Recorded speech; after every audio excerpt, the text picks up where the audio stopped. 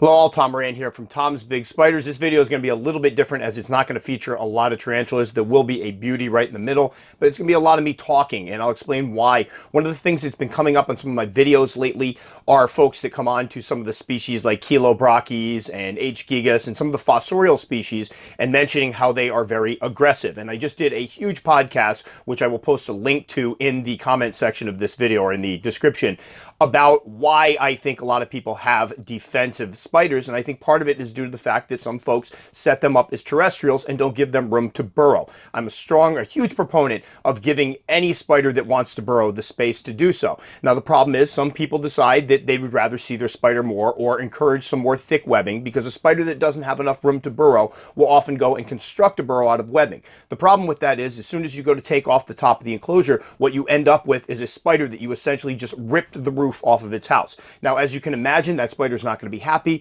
It's going to feel exposed, it's going to feel threatened, and you're going to get defensive, not aggressive type of behavior. And I differentiate between the two and the reason why is because with aggressive behavior, you're looking for something that's attacking you without provocation. With defensive, it's defending itself. And most spiders aren't. They know they're not going to kill a human that is trying to invade their home. They're trying to get you to back off and protect themselves. So I think that's an important differentiation to make. So in this video, I'm going to talk about some of the enclosures I use for my fossorial species, starting from slings, moving to juveniles and to adults.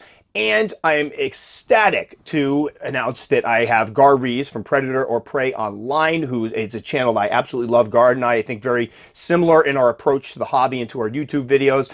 A lot of experience, great guy, great sense of humor, amazing British accent. I really wish I had one. I think I would sound so much more intelligent if I had one. But he'll be popping by to show us how he keeps one of his species. And it happens to be one that has a reputation for being very aggressive, and it happens to be one that a lot of people, I don't feel, keep necessarily correctly. Now, again, one thing that's going to come out is people are going to say, well, I have this supposed fossorial species, I gave it room to dig and it didn't dig. That's fine. Some of them will decide not to. Some of them will molt, come out of their burrows, and then go back into them after another molt. I just like to give them the opportunity if they might need it. So anyway, enough of me talking for the time being. Let's learn about some of the fossorial setups we can create. I will go ahead and demonstrate one. I'm setting one up now for a Chilobrachys species blue, and then we'll come back after and talk a little bit about it. All right, so one of the questions people will ask is what types of enclosures they should use for fossorial species. So what I have on the table is an assortment of things that people could use to set them up. For the smallest slings, dram vials work great. For something with a little bit more depth, we have the 5.5 ounce deli cups that work really well. I've used these before because it gives you enough substrate that they can dig, but also allows you to see where the sling is. For larger slings, the old AMAC boxes work fantastically. They also make the bigger ones. The trick is you want to make sure you have enough dirt in there that the sling can burrow. For even larger slings, we have the 1 quart mainstay containers. I've used these for fossorial species before. Just know one of the issues with them is when you're trying to get them out, these corners here tend to be a little bit of an obstacle. So what will happen is they're fantastic for putting enough dirt in, allowing them to dig. You can see where they're going to. But when you go to get them out, what usually happens is you tip them over. As you're getting the dirt out, they kind of hunker down in one of these corners. It can make it a little more difficult to kind of negotiate them out with a brush. So just keep that in mind. Also, I love these, but I don't see them around all that much anymore. The Sterilite enclosures. Again, with the Sterilite, they're cheap. They're easy to basically ventilate with either, you can use a hot nail. I've used nails heated up on a stove, or you can use a soldering iron, just go through, put the holes in. The only issue is obviously that milkiness that people don't like. But for larger slings, these are fantastic. They offer a decent amount of space and a lot of depth. So you just make sure that when you put your holes in, you put them up closer to the top. And nowadays, I tend to put holes all around the whole thing because you do want good ventilation. Another one I've used, and I've been using a lot of these lately, are these, I think they're cereal boxes. You can get them on Amazon. And again, I will put the actual names of the ones I got in the sidebars as far as information. But I love these. Again, milky. You can see, you can barely see my sweaty hand through the back of it. However, they offer a lot of depth and are great for, I've even used these for some like dwarf species, right up to the point where they're adult size. But you'll be able to see where it's digging, a lot of depth. Again, make sure you put your holes around the top. You can put some on the top if you want to give some good ventilation, but it offers a lot of depth.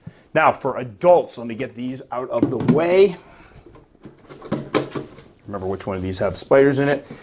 One of the ones that works great are the Sterilite. These containers are fantastic. They're cheap. I got this one at Target. So for somebody looking for something to not spend a lot of money on, they're fantastic. And this one, I believe I started off with about 8.5, 9 inches of substrate in it. Now, things to keep in mind. A lot of people will fill these all the way up to the top with dirt, but they forget the fact that the spider is going to go down, dig, and bring a lot of that dirt up. So what you can have happen if you put too much dirt in and fill it too close to the top is they will fill it right up to the top here, which blocks off ventilation, which makes it difficult for when you open the enclosure. But these guys here, I have an H. gigas in this. I have an H. gigas and another one in my room. I would like to get them into something more attractive. But again, it's not going to affect the spider either way. The spider doesn't care that it's milky. As a matter of fact, it probably makes it feel a little more secure. The other ones that work well are the extra large critter keepers. Now this one's just been in my garage and has just some wood in it and everything, but there we go. It's even got the label on it. These work great. You can fill these right up with substrate. They are well ventilated in the top. Back in the day, I used to close off some of the ventilation. I don't do that anymore. And if you want more cross ventilation, it's very easy to use a Dremel tool to put a series of holes around the side. But again, my hand's about 7 3/4 inches, and you can see quite a bit of depth. You can easily get 8 inches of substrate in there, which is great and will work for most adult species. And then we have these that I've been using lately for some of the smaller fossorials. Hopefully this doesn't crush the whole thing. This has my H. divamatha in it, and it does have a live plant. This is one of my bioactive enclosures. But this one I started off with about 7.5 so of substrate. And one thing to consider is some of the species, they will actually build dirt turrets out of it. So with this one, I did leave it a little bit lower than I normally would have, only because I was anticipating that she was going to build a dirt turret going up the side here. She didn't. She's got a little entrance right in there, which is great. But keep in mind also, depending on the type of substrate you use, some of them will settle a great deal. So a lot of people like to use cocoa fiber. Again, it's not an ideal substrate for the burrowers, but they will reinforce it with webbing. So don't worry about it so much collapsing, but it does get very fluffy. And when it dries out, it tends to sink. So I have enclosures that I've set up that I filled to like here with cocoa fiber, and within a few months, they're all the way down here. They will basically, the water evaporates out of them. It completely settles. And then what you get is situations where you started off with really high substrate and you end up down here. So keep that in mind. This one here, I believe, has BioDude substrate. I've found that topsoil mixed with vermiculite works fantastically, and it doesn't tend to collapse, or when it dries out, it doesn't tend to settle nearly as much, and it forms good tunnels. So even as they're digging in, it tends to hold the shape well before they web it.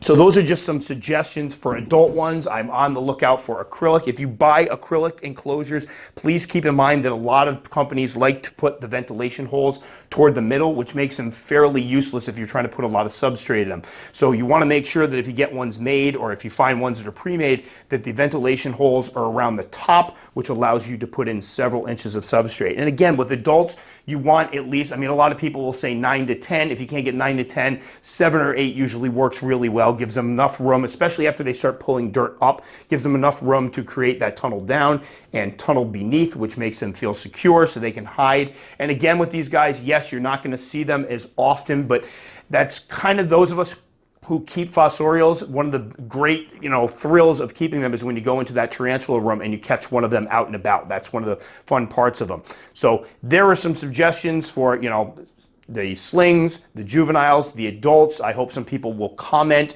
in the comment section as far as things they use. And again, the idea is to give them as much room as they need to burrow so that they're safe and secure. You're safe and secure. They're not bolting, and you don't get that defensive behavior. Now, one of the species that's talked about quite a bit being very, very defensive is the E. murinus. And I have one that I kept fossorially. I talk to a lot of people who don't keep them fossorially, and they tend to report spiders that are a little bit more ornery. So for this one, to back me up, I'm going to pass it over to my buddy Gar Rees, who's going to show us how he keeps his E. murinus, and she is a beauty. Thanks for having me on, Tom. Pleasure is all mine. So the episode is all about housing fossorial spiders, so a little bit more defensive, a little bit more gnarly than your normal kind of brackies. So I wanted to show something that is a little bit special to me as well. So I'll show how I house and maintain a setup for the Ephibopus murinus, the skeleton tarantula. I wanted to show this spider. When I was going through all the stuff, trying to choose which one to work with, I found that she'd molted. So, and she looks absolutely cracking. So I'm sure you'll agree in the footage coming up. But lastly, thank you, Tom, one more time. Hopefully we'll do this again sometime. Cheers, guys. Okay, so this is a enclosure for a fossorial spider. So a fossorial spider needs a lot of substrate. Here we have my set of 30 centimeter tweezers, so they're 1 foot, 12 inches, and you can see it's got a good 10 inches of substrate in there, you know. So this is the Ephibopus murinus, the skeleton tarantula. Now it is a new world spider, and I know we're talking about housing old world spiders, but it is a fossorial spider. So you can see where it's made its burrow all the way down to the bottom, right down to the bottom here by the label, and it's molted as well. So this is the first time it's molted with me. So let's open this now, and hopefully she doesn't go absolutely bonkers, which she might. Well, she's running a bit.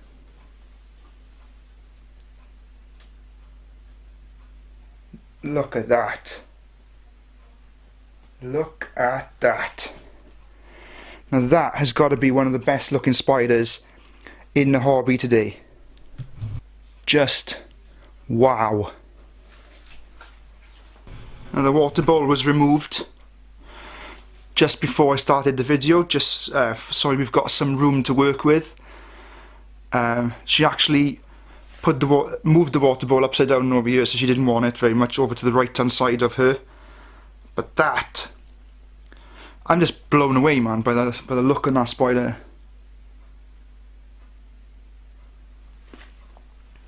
Let's try and remove the molt without her losing her shit. And what I can do then, I can put the water bowl back in, and you can see.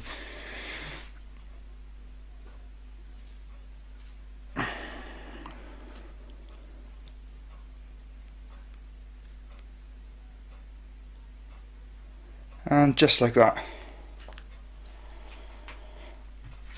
Literally no fuss. Don't have to make your spiders go absolutely crazy.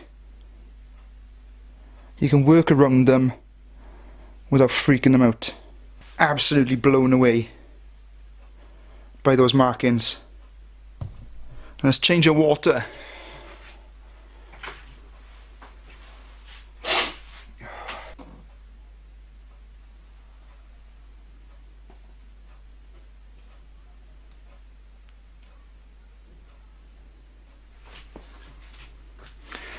And notice that? Not a single threat pose.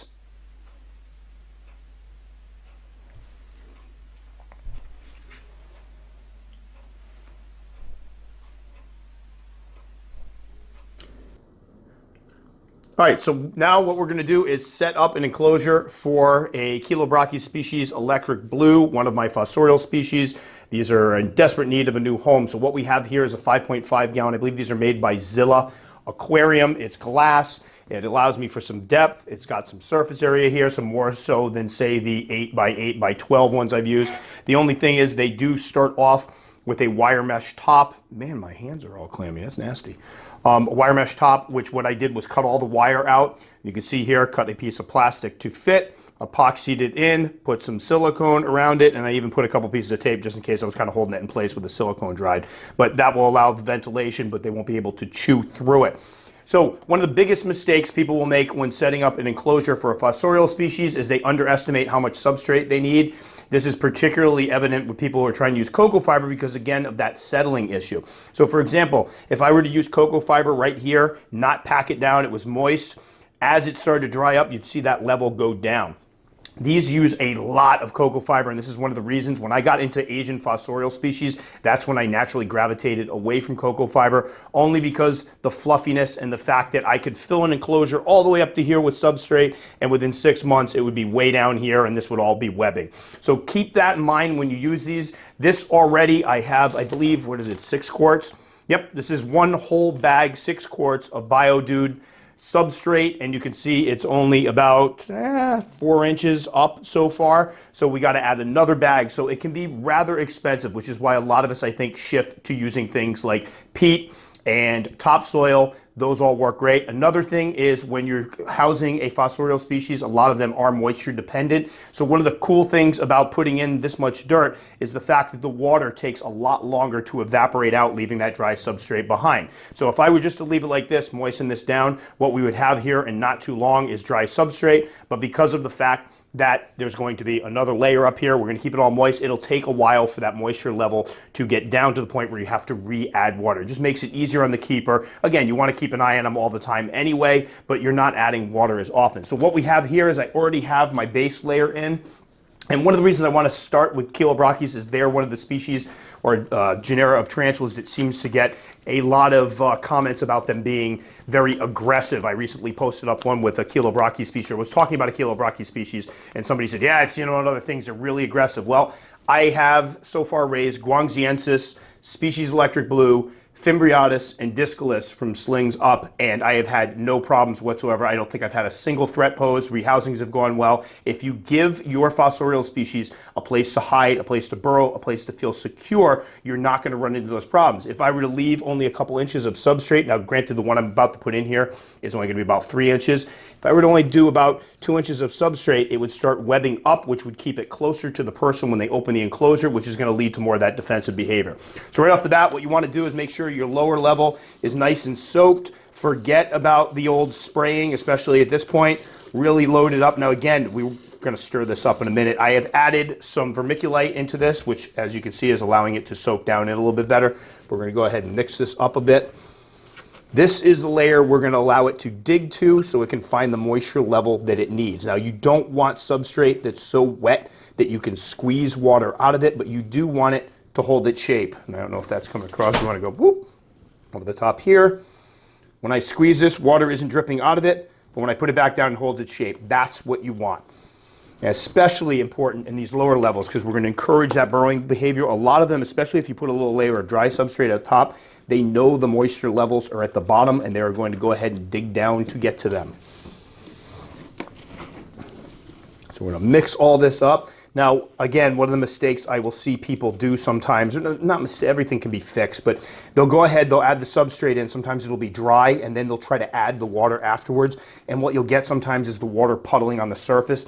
If you do that, the easiest way to do it is kind of tilt the enclosure on its side, and when you pour water in, let it run down between the glass or the plastic and the dirt so that it sinks down into those bottom layers.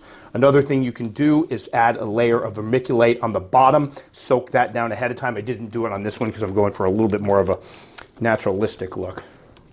And as you can see, this was full before. This is what, a liter? Somewhere around there. I don't know my metric measurements, but there's a pretty good amount of water, and we're really soaking this one down. But again, water is not squeezing out of it.